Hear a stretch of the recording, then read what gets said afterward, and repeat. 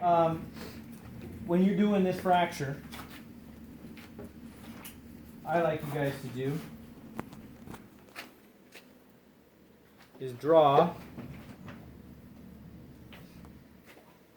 where it's at. Got it? That way you kind of know where you're putting your hands. I'm looking at this as I'm grading you guys. You got, okay? Now in real life, you don't need to do this. But tonight, this is what you're doing. The other thing is, you know how you guys get a little nervous whenever I'm sitting there watching you guys, or I sneak up behind you, or I'm sitting there by the door talking to your patient because you guys are so freaking quiet. Okay? That's not nearly as nerve-wracking as this particular part of the job.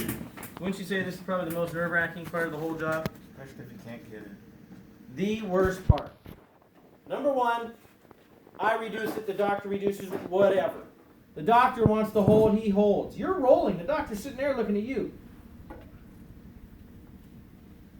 That's way different than me sitting there watching you. Doctor's way more of a critic than I am. Got it? So, remember, you have to disimpact these fractures. Typically, you do this with two people, although I tend to do it by myself.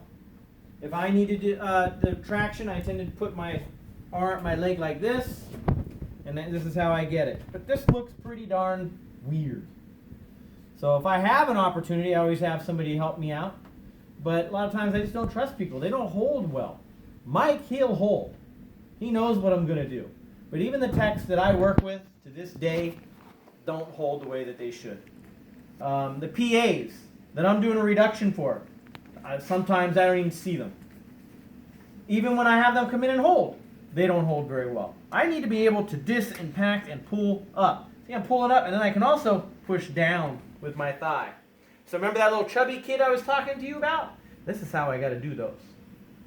Normal people, I don't have to get that much. Just the disimpaction. A lot of it itself is just technique. Remember, you want to disimpact and flip it back up. Disimpact, pull up, flip it back up. That's all you're doing. It's just a big rotation, a big arc. Broken bone, disimpact, pull, back up. Got it? A lot of times you can do this. Say I had a 90-year-old lady. Okay? I had one at 3 o'clock in the morning, Saturday night. Come in. She's got this fracture. If I put my thumb here and help use my thumb to reduce, I'll put my thumb right through her skin. Ooh. So some people, you don't have the option to really use your thumb to do it. It's purely going to be done based on technique. Okay? But in this case, 9 out of 10 times, you're going to do it this way, the way I'm going to show. Okay? Also, once I do this, I disimpact and put it back on, then I got to put a cast on. So the person who's rolling, doing the reduction, is going to roll. So I can get you all as one. So if you're going to do the reduction, you're going to roll. It takes teams of 3 because you need a patient.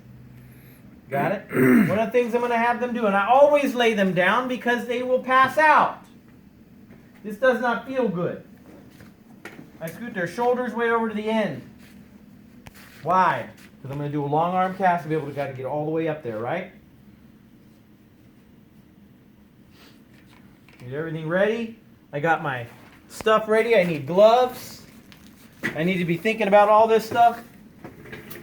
No stockinette.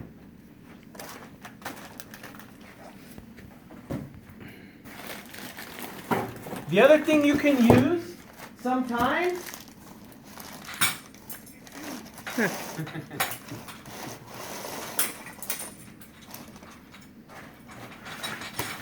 say I had that little chubby kid, one of the things I could do.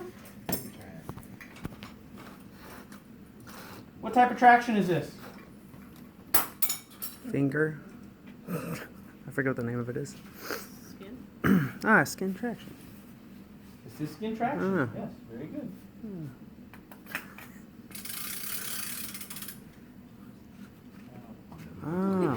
Just on the radial the side. problem with this is it doesn't really disimpact. It just pulls it out to length. I'll be honest, sometimes I have luck with this, sometimes I don't. I have way better luck doing it the way I do it. But this is another option. You will see people want to use this. In fact, they require it. So this is a fish scale. Is really what this is, and it weighs how much pressure you're applying. Now I'll go. I mean, shit. I think you'll have to take off my index. That's 20. Now what will happen is it will hurt. Why just these two? Why not all of them? Radial head. Yep. More of the radius. You want to owner deviate these people when you're all done. So I've already started that. And we can sit here and wait. And you can feel, see if you've got it all lined up. But ultimately what I end up finding is we end up hanging people for 5-10 minutes, and then I end up taking it off and doing the reduction. You guys ever do that? I think a lot of doctors like to do it that way, particularly. You know what I mean? I think that's what they're going for, is kind of relax them and then reduce. This makes them feel pretty good. They like this. Any type of traction reduces the muscle spasm, so that's why they do that. You got it? That's why traction exists. We are fighting muscle spasm, take them out of pain. It's the muscle that hurts. So now again, this is skin traction. You can't leave them at 20 pounds. This is really a very short period of time.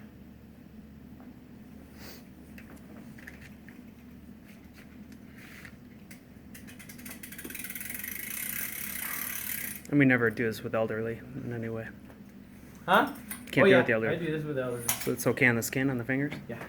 I've never degloved a person's skin. I guess there's a first for everything, but Didn't you say you shouldn't have more than like 7 pounds of traction on somebody? yeah, that's why I made the comment that you can't leave them in this for very okay. long. 5 minutes, and I don't go no more than 10. Yeah, I've been 10 minutes. I'm going to use that. Don't leave right there. I'm not going to split it. So again, I got all my stuff ready to rock and roll. I got the doctor, Michael, right here. He's going to hold while I do the reduction. You're going to relax. And this is what you want. You really want him nice and flimsy. If he's holding his arm up, he is not going to help you. He's only going to hurt you. Got it? So what I'm doing right here is I feel for where the distal radius portion, I feel for where the fracture is. You can hold it this way. You can hold it this way. Whichever way you need to hold it. I don't really recommend doing it like this. I grab his hand. Now sometimes the person's paws are just too big. Okay? So I feel, I disimpact, and then I pull. When I pull, I slide my thumb up. Just like that. And then relax. And see how he just held his hand up? I just lost it. He pulled his own hand. I got to do it all over again.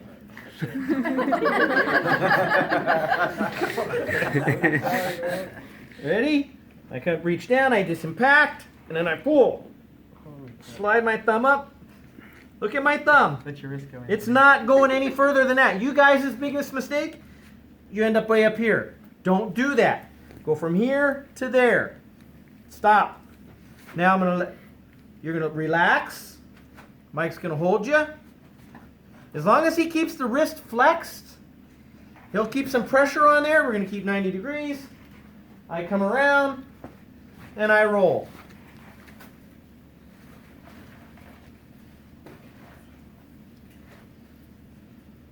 I still pad the same way I always do, but I don't have any stockinette on there.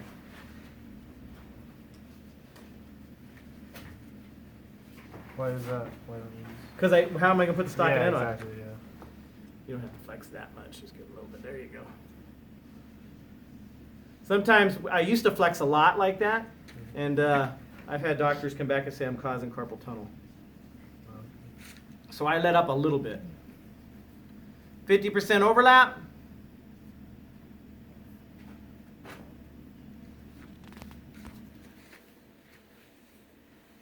Can you get them to stay still while you're doing red bull? Or is that usually a problem? Yeah, no, this is not a problem here. Okay. Normally they feel better at this Okay, point. Okay. Or they're unconscious.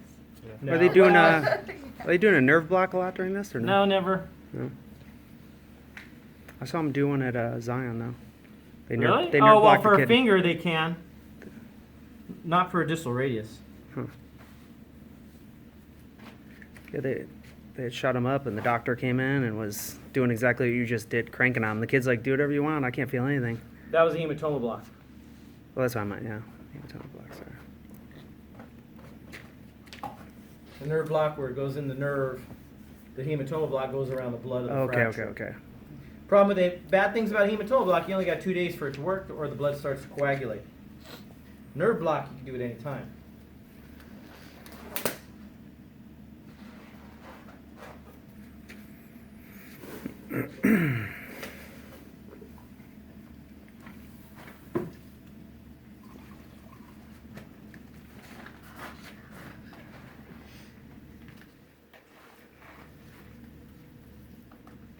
I might get your eyes, sorry.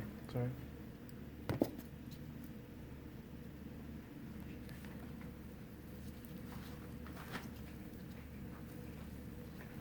See how careful Mike is to hold that fracture down?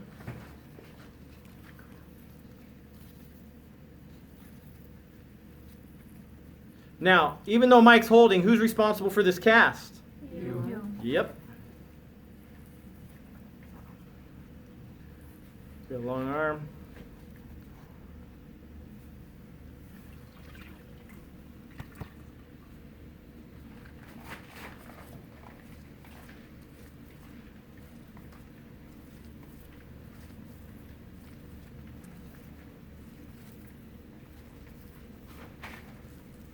Now this cast has got to be done before it gets hard. It's not very thick up there, is it?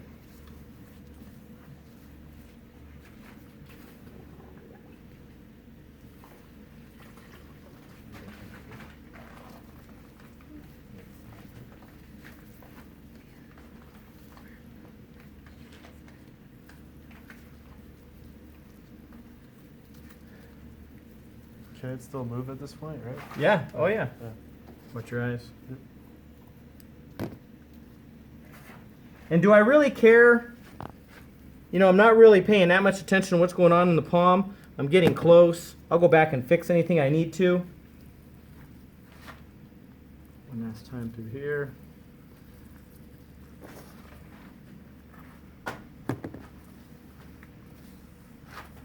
Got him. I take over. Relax. Make sure I like it nice and smooth. My 3-point mold is just about ready to come in. Here's my 3-point mold. 1, 2, I'm pushing on distal radius. Down there, and I'm doing the Karate Kid. Got it? I don't really see docs doing that, so you'll most likely be down there holding that.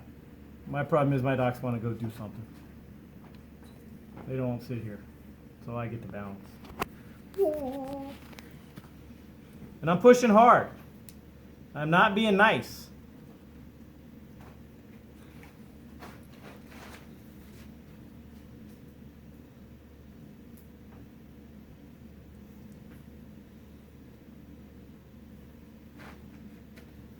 Most of the pressure is on the radius on the lower portion. Yep. And you can see point, point, point. There's your cast. Now normally at Kaiser I would go back. I'll make all this nice and it's still drying. Peel off all my padding here. And I'll go back and add fiberglass. Right over top of it. That's why I didn't put a splint on.